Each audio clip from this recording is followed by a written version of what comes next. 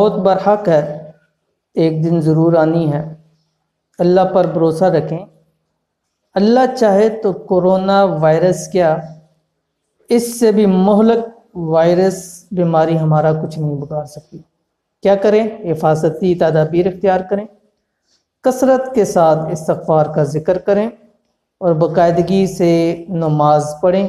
اللہ رب العزت ہم سب کو اپنے حفظ و امان میں رکھے۔ بسم اللہ الرحمن الرحیم۔ السلام علیکم ورحمۃ اللہ۔ آپ دیکھ رہے ہیں روحانی بک یوٹیوب چینل اور میں ہوں مفتی بلال احمد قادری۔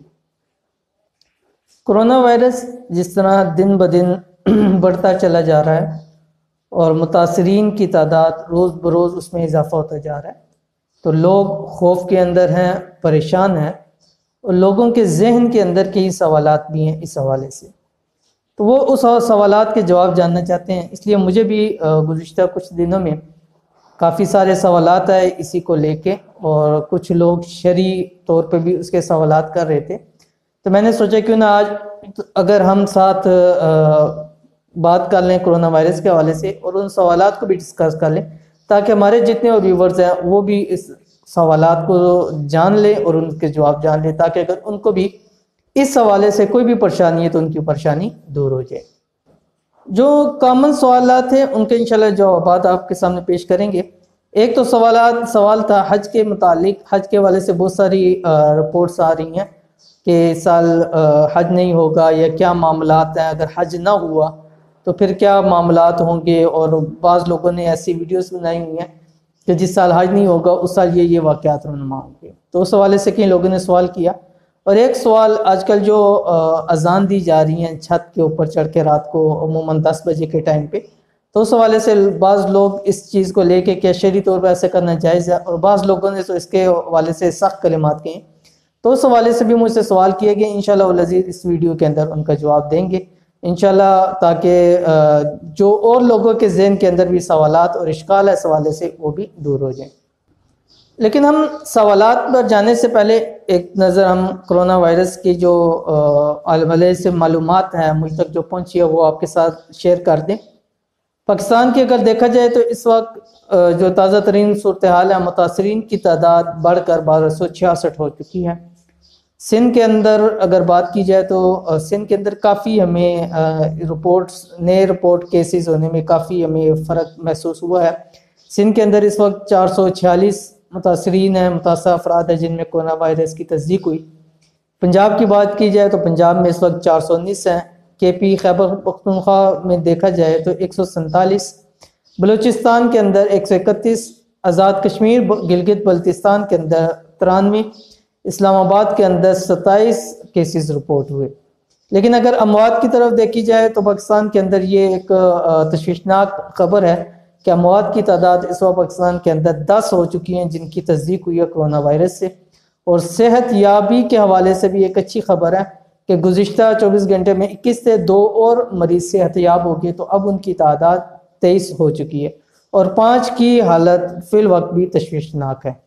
سندھ کی اگر بات کی جائے تو سندھ کے اندر ہمیں رپورٹ کافی کم ہوتے نظر آ رہے ہیں، اور سندھ کے اندر بہت ساری نوٹیفیکیشن جاری ہو رہے ہیں، جس میں سے جو لیٹسٹ نوٹیفیکیشن ہے وہ باجماعت اور جمعے کی نماز کے حوالے سے تھا۔ باجماعت اور جمعے کی نماز کو کوشش کر رہے ہیں کہ اجتماعات کم سے کم محدود رہیں، اور جو ان کی نئی تازہ نوٹیفیکیشن ہے کہ 3 سے 5 افراد تک نماز کے اندر شریک ہوں۔ باقی لوگوں سے گزارش کی ہے کہ وہ گھروں کے اندر نمازوں کو پڑھیں، اور ساتھ کہا ہے کہ بیمار اور 50 سال سے اوپر کے لوگوں کو چاہیے کہ وہ گھروں میں رہ کر نماز پڑھیں، اور جو ان کی تیمارداری کر رہے ہیں ان سے بھی گزارش ہے کہ وہ گھروں میں رہ کر نماز پڑھیں، تاکہ کرونا وائرس کا جو پھیلاؤ ہے اس کو روکنے میں مدد ملے۔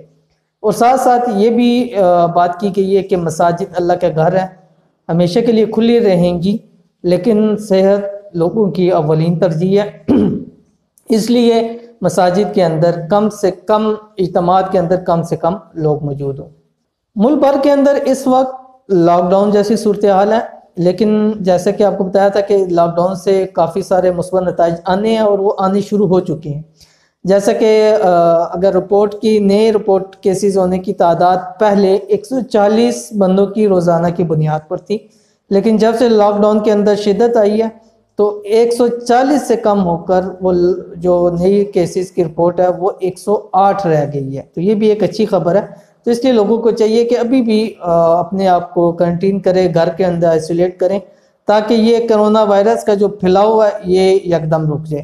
اگر چند دن کے لاک ڈاؤن سے یہ صورتحال ہے, تو اگر کچھ دن اور ہوا تو انشاءاللہ العزیز اللہ پاک سے امید ہے کہ یہ کرونا وائرس کی تعداد یہیں تک سمٹ کے رہ جائے گی, اور انشاءاللہ العزیز جلد سے جلد کرونا وائرس سے ہمیں چھٹکارا مل جائے گا. اگر عالمی دنیا کی بات کی جائے تو اس وقت پوری دنیا کے اندر جیسے ہم نے اپنی پچھلی ویڈیو کے اندر بتلایا تھا کہ 4.25 لاکھ افراد متاثرین ہیں, تو تقریباً 1.5 دن کے وقفے کے دوران 1 لاکھ کا مزید اضافہ ہوا ہے, اور اس وقت پوری دنیا کے اندر متاثرین کی تعداد 4,65,000 سے تجاوز کر چکی ہے. اگر اموات دیکھی جائیں تو اموات کے اندر بھی کافی زیادہ آیا ہے فرق, اور پچھلی جو 18,000 تھی اور اس وقت 21,000 سے تجاوز کر چکی ہیں, اور ملک پہلے 197 تھے, ابھی 200 ملک تک یہ کرونا وائرس کا پھیلاؤ پہنچ چکا ہے. اگر بات کی جائے امریکہ کی اور گزشتہ 24 گھنٹے کی, تو یاد رکھیے کہ امریکہ اس وقت چین کو بھی متاثرین کے افراد کی تعداد میں پیچھے چھوڑ چکا ہے, اور اس وقت امریکہ کے اندر 80,000 سے زائد کیسز رپورٹ ہو چکے ہیں. اور اگر گزشتہ 24 گھنٹے کی بات کی جائے تو خوفناک حد تک اضافہ دکھا ہے, کیونکہ امریکہ کے اندر اس وقت پچھلے 24 گھنٹے میں 17,000 سے زائد کیسز رپورٹ ہوئے, اور مرنے والوں کی تعداد بھی 1,300 ہو چکی ہے. تو اس وقت جو یہ کہنا بجا ہوگا کہ اس وقت جو دوسرا گارڈ ہے وہ امریکہ بنتا جا رہا ہے کرونا وائرس کے حوالے سے. تو چلتے ہیں آج ہم اپنے سوالات کی جانب. پہلا سوال کہ حج کے متعلق. تو حج کے متعلق جو لیٹسٹ رپورٹ آئی ہے, سعودی حکومت کے پاکستان کو حج معاہدہ کرنے سے روک دیا گیا. یعنی سعودی حکومت کی طرف سے ایک مراسلہ پیش ہوا جس میں حج معاہدہ کرنے سے روک دیا گیا, اور ساتھ مراسلے کے اندر یہ بھی کہا گیا کہ صورت حال پر نظر رکھے ہوئے ہیں, حالات بہتر ہوتے ہی آگاہ کر دیا جائے گا. تو ابھی ہم کوئی معاہدہ نہیں کر رہے. اسی کی یہی وجہ ہے کہ وزارت مذہبی امور نے بھی حج پروگرام کو روک دیا گیا.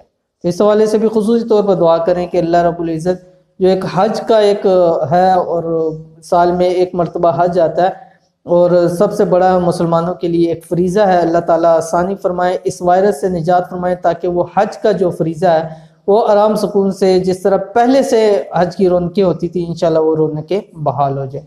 اور اس وقت جو ایک خاص طور پر سوشل میڈیا کے اوپر ایک بات چل رہی ہے, کچھ لوگ اذانیں دے رہے ہیں چھتوں کے اوپر, اور کچھ لوگ اذانوں سے اس سے متعلق بات کر رہے ہیں کہ یہ بدعت ہے یا یہ چیز ہے.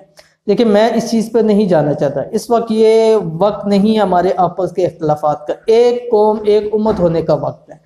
سب اکٹھے ہو کے مقابلہ کریں گے تو ہم مقابلہ کر سکتے ہیں, وگرنہ ہم جیسے پہلے بٹے رہے ہیں تو اس طرح ہمیں بہت زیادہ نقصان ہونا پڑے گا. تو میں اس حوالے میں نہیں جانا چاہتا کہ جائز ہے ناجائز ہے, کرنا چاہیے نہ کرنا چاہیے. میں ایک واقعہ آپ کے سامنے ذکر کرتا ہوں, آپ نے خود اس واقعے کے نظر میں دیکھنا ہے کہ کیا چھت پر جو اذان دی جا رہی ہے وہ اذان دینی چاہیے یا نہیں دینی ہے. واقعہ کیا ہے, ایک مرتبہ کافی پہلے کا واقعہ, ایک مرتبہ ایک علاقے کے اندر ایک واعظ و نصیحت کا بیان چل رہا تھا. ایک بزرگ عالم بزرگ واعظ و نصیحت فرما رہے تھے, تو وہ ہزاروں کا مجمع تھا, بہت سارے لوگ وہاں پر شامل ہو چکے تھے. تو ایک وہاں پر اسی مجمع کے اندر ایک علاقے کا بڑا چودھری بھی بیٹھا ہوا تھا, جو سمجھ لے کہ اس علاقے کا بڑا تھا, وہ بھی بیان کے اندر بیٹھا تھا. تو وہ بزرگ اس چیز پہ بات کر رہے تھے کہ لفظ اللہ یعنی اللہ کا نام لینے سے ہمارے جسم کے اندر کیا کیا تغیرات ہوتے ہیں, کیا کیا چیزیں ہمارے جسم کے اندر ہوتی ہیں, اور ہمارا جسم مثلا کیسے اس کے ساتھ اٹیچنگ ہوتی ہے, اور مختلف موضوعات پہ بات ہو رہی تھی. تو وہی جو بڑا چودھری بیٹھا ہوا تھا وہاں پہ وہ کھڑا ہو گیا, اور کھڑا ہو کے کہنے لگا کہ بزرگوں سے کہ آپ کیسے کہہ سکتے ہیں کہ ایک اللہ کے نام سے اتنی زیادہ ہمارے اندر کیسے تغیرات و تبدیلیاں ہمارے جسم کے اندر آ سکتی ہیں. تو ان بزرگوں نے اس شخص سے کہا اپنے فارسی کے اندر, اے خرچے میں گویت, کہ اے گدھے تو کیا کہہ رہا ہے. جب ایک علاقے کا بڑا اور معزز آدمی جو پورے علاقے کا بڑا ہو اور چودھری ہو, اس کو بھرے مجمع کے اندر پورے گاؤں کے اندر اس کو خر کہا گیا, گدھا کہا گیا, تو فوراً اس کے رنگ لال پیلا ہونا شروع ہو گیا, غصے کے اندر اس کا لال رنگ ہونا شروع ہو گیا. اس نے کہا کہ تو نے ان سب کے سامنے مجھے میری توہین کی ہے؟ اس نے کہا کہ توہین نہیں کی، میں یہ بتانا چاہ رہا تھا کہ ایک گدھا کہنے سے تیرے جسم کے اندر کیا کیا تغیرات ہو رہے ہیں، تو جو اللہ کا نام لے جو سب سے بڑا، تو اس کے جسم میں کیا کیا تغیرات ہوگی۔